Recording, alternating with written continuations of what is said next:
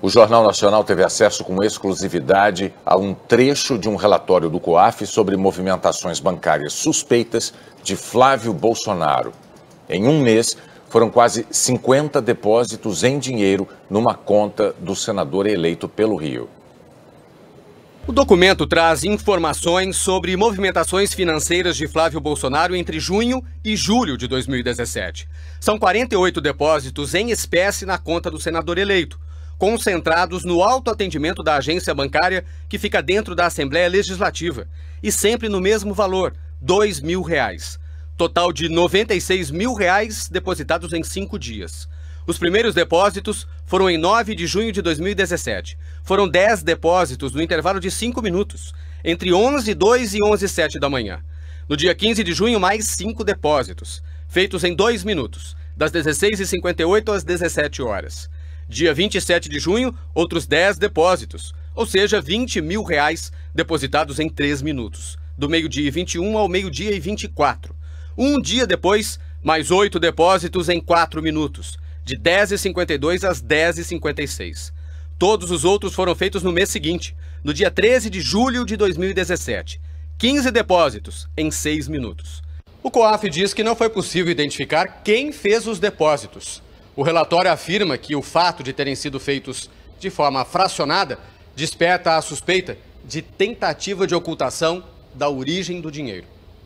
O COAF classifica que tipo de ocorrência pode ter havido com base numa circular do Banco Central, que trata da lavagem de dinheiro. A realização de operações que, por sua habitualidade, valor e forma, configuram artifício para a burla da identificação dos responsáveis ou dos beneficiários finais. O documento obtido com fontes da nossa reportagem está identificado como item 4 e faz parte de um relatório de inteligência financeira, o RIF. O Jornal Nacional apurou que esse novo relatório de inteligência foi pedido pelo Ministério Público do Rio, a partir das investigações sobre movimentação financeira atípica de assessores parlamentares da Assembleia Legislativa. O primeiro relatório tratava da movimentação de servidores da Alerj. Desta vez, o MP pediu ao COAF para ampliar o levantamento. A suspeita é que funcionários dos gabinetes devolviam parte dos salários, numa operação conhecida como rachadinha. O Ministério Público pediu o novo relatório ao COAF em 14 de dezembro e foi atendido no dia 17, um dia antes de Flávio Bolsonaro ser diplomado senador. Portanto, segundo o MP, ele não tinha foro privilegiado na ocasião. Por causa desse relatório, Flávio Bolsonaro questionou a competência do MP.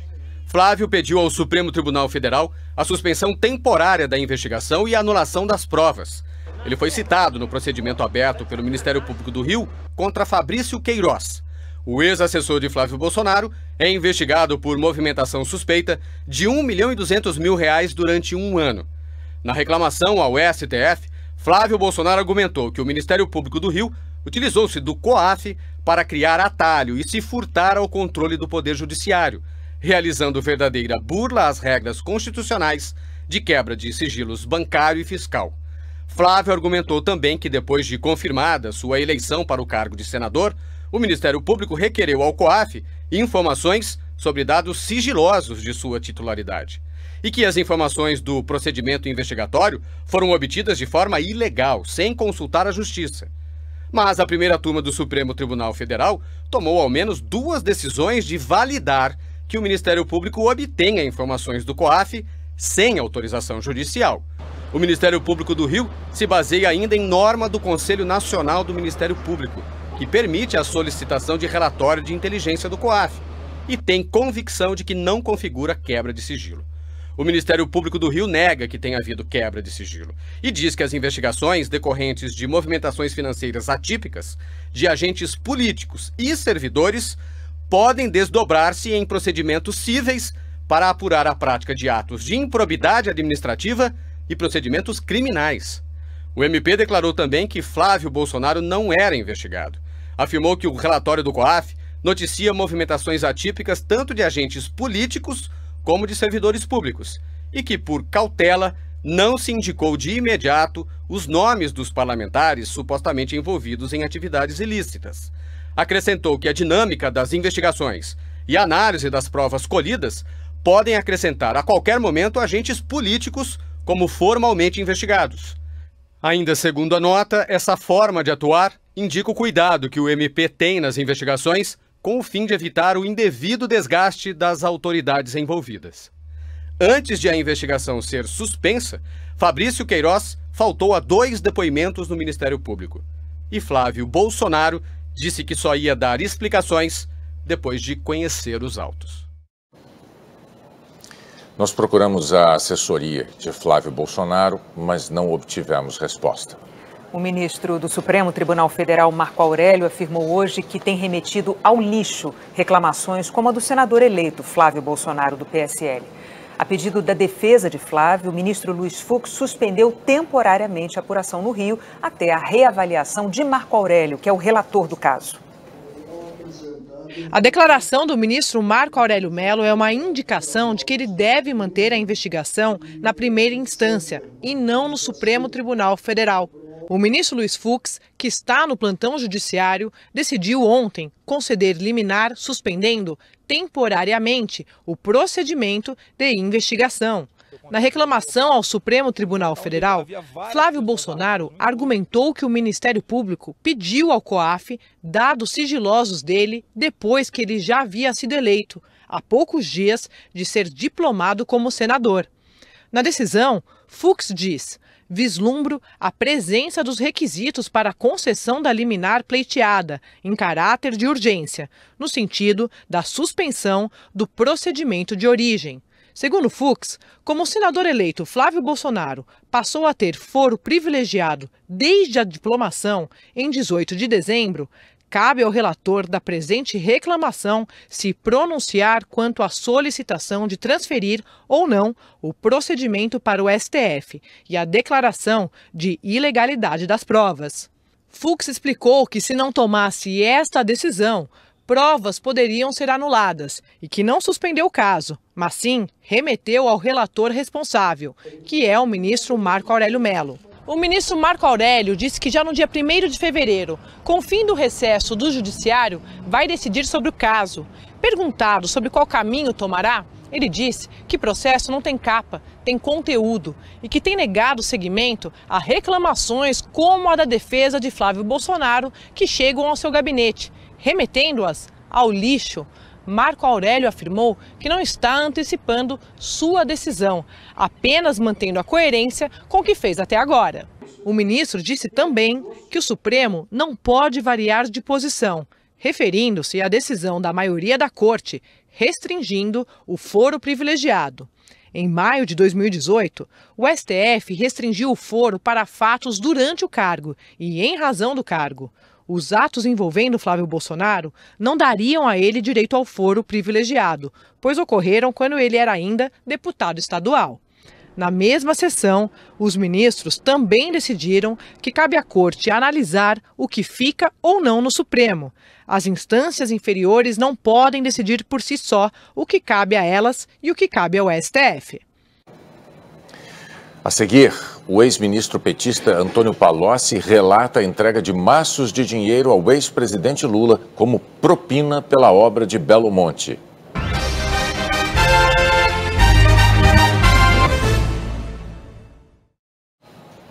Os procuradores da Lava Jato pediram a condenação do ex-deputado Eduardo Cunha, do MDB, no processo que investiga o pagamento de propina em navios-sonda da Petrobras. O Ministério Público afirmou que provou que Cunha usou a influência que tinha como presidente da Câmara para receber 5 milhões de reais em propina, com o único intuito de enriquecer ilicitamente às custas de seu mandato parlamentar. Os procuradores disseram que a propina foi paga pelo operador Júlio Camargo, delator da Lava Jato. Os investigadores sustentaram ainda que, como o dinheiro demorou a sair, Cunha pediu em 2011 para que a então deputada Solange Almeida, do MDB do Rio, entrasse com 2 requerimentos na Câmara pedindo informações sobre os contratos. A intenção, de acordo com os procuradores, era pressionar Júlio Camargo a pagar a propina. O MP quer que a ex-deputada seja condenada pelo crime de corrupção passiva. O Ministério Público pediu também que Eduardo Cunha seja condenado por corrupção passiva e lavagem de dinheiro e devolva os 5 milhões de reais que teria recebido em propina. Agora, as defesas dos réus também vão apresentar as alegações finais. Depois, a Justiça poderá dar a sentença, o que não tem um prazo para acontecer. A defesa de Eduardo Cunha disse que a alegação final é uma peça de fantasia que busca atribuir ao ex-deputado a prática de um ato criminoso que teve início, meio e fim confessados pelos delatores sem a participação de Cunha. A defesa de Júlio Camargo não quis se pronunciar e nós não conseguimos contato com a defesa de Solange Almeida. O ex-governador do Rio de Janeiro, Luiz Fernando Pezão, do MDB, se tornou réu. Ele já está preso desde o fim de novembro no batalhão prisional da PM em Niterói. Pezão é acusado de receber quase 40 milhões de reais surrupiados de contratos do governo do estado. Ele nega. Como ex-governador, não tem foro privilegiado e vai ser julgado pelo juiz federal Marcelo Bretas. Num novo depoimento, o ex-ministro de governos petistas Antônio Palocci delatou diversos pagamentos em dinheiro vivo ao ex-presidente Lula como propina pela construção da usina de Belo Monte. A Polícia Federal anexou o depoimento a um dos inquéritos da Lava Jato. O TRF4 homologou esta delação de Antônio Palocci no ano passado. No depoimento, o ex-ministro relata conversas com Marcelo e Emílio Odebrecht e que cerca de 15 milhões de reais foram destinados a Lula em razão da participação da empresa em Belo Monte. Palocci conta que, a pedido de Paulo Okamoto, Marcelo Odebrecht pagou 4 milhões de reais por meio de doações ao Instituto e que Marcelo teria dito que os valores seriam devidos pela obra de Belo Monte. Palocci afirmou ainda que Lula pediu a ele aproximadamente 9 vezes dinheiro em espécie e que os valores, em média, chegavam a 50 mil reais. Lula pedia que Palocci não informasse sobre os pedidos a ninguém, que em determinada oportunidade levou 50 mil reais em espécie a Lula no terminal da Aeronáutica em Brasília, durante a campanha de 2010, dentro de uma caixa de celular na frente do motorista Cláudio Gouveia. Palocci disse ainda que em São Paulo recorda-se de outro episódio em que levou dinheiro vivo a Lula dentro de uma caixa de uísque até o aeroporto de Congonhas e que recebeu constantes chamadas telefônicas do ex-presidente cobrando a entrega, testemunhadas pelo motorista Carlos Pocente.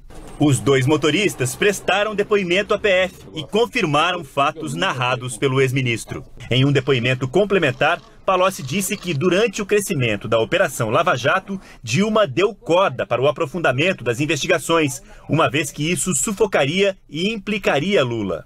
Palocci cita uma suposta ruptura entre Lula e Dilma. Segundo Palocci, Lula era um ex-presidente dominante, que queria controlar o governo de sua indicada e preparar sua volta à presidência, sendo que isso exigia um controle do financiamento lícito e ilícito do Instituto Lula e do PT, ao passo que a presidente Dilma lutava pela renovação do seu próprio mandato. Palocci contou ainda que certa vez Dilma disse que se pode fazer o diabo quando é a hora da eleição. Palocci disse que conversou com Lula sobre o triplex em Guarujá durante a Lava Jato e perguntou ao ex-presidente: por que você não pega o dinheiro de uma palestra e paga o seu triplex? E Lula respondeu: um apartamento na praia não cabe em minha biografia. O ex-ministro também detalhou as negociações de pagamento de propina com o delator Otávio Azevedo, da Andrade Gutierrez, que acabou participando da construção de Belo Monte. De acordo com o Palocci, o dinheiro foi dividido entre o MDB e o PT. A defesa de Lula afirmou que Antônio Palocci produziu mais uma narrativa mentirosa e mirabolante contra o ex-presidente, em troca do que chamou de benefícios negociados clandestinamente com agentes do Estado para produzir resultados políticos contra Lula. Também declarou que é manifestamente ilegal o vazamento desse depoimento prestado à Polícia Federal. Segundo a defesa, essa situação deve merecer pronta iniciativa do diretor-geral do órgão e do ministro da Justiça e Segurança Pública para investigação e punição dos envolvidos. A defesa declarou ainda que Lula não recebeu qualquer valor de Palocci e que o ex-presidente não é o proprietário do triplex do Guarujá. A defesa de Antônio Palocci e dos motoristas Cláudio Gouveia e Carlos Alberto Pocente afirmou que eles vão continuar colaborando com a justiça e que os motoristas são só testemunhas do caso. A defesa de Otávio Azevedo afirmou que não teve acesso ao depoimento, que o cliente já prestou todos os esclarecimentos necessários e que o inquérito sobre Belo Monte comprova a veracidade das alegações. A Andrade Gutierrez afirmou que apoia toda a iniciativa de combate à corrupção, que busca esclarecer fatos ocorridos no passado e que segue colaborando com as investigações em curso dentro do acordo de leniência firmado com o Ministério Público Federal. A defesa de Paulo Camoto negou qualquer recebimento de valor de Antônio Palocci. Declarou que as delações da Odebrecht nunca afirmaram tal fato e que o cliente já foi julgado e absolvido na Lava Jato. O Instituto Lula afirmou que Palocci inventou histórias sem provas para sair da prisão, que as doações ao Instituto saíram da conta da Odebrecht e foram declaradas dentro da lei, sem contrapartidas. A Odebrecht afirmou que está disposta a colaborar de forma eficaz com as autoridades em busca do esclarecimento pleno dos fatos narrados pela empresa e seus ex-executivos, e que segue comprometida com uma atuação ética, íntegra e transparente. O MDB declarou que lamenta que Palocci cite indevidamente o nome de terceiros para se livrar das acusações. A assessoria de imprensa de Dilma Rousseff afirmou que, mais uma vez, Antônio Palocci mente em delação premiada, que ele não tem provas que comprometam a idoneidade e a honra da ex-presidente, que é fantasiosa a versão de que ela teria dado corda para a Lava Jato implicar Lula e que isso não passa de uma tentativa vazia de intrigá-la com o ex-presidente. O Partido dos Trabalhadores tem afirmado que todas as doações foram legais e aprovadas pela Justiça. Nós não conseguimos contato com as defesas de Emílio e Marcelo Odebrecht. O presidente Jair Bolsonaro assinou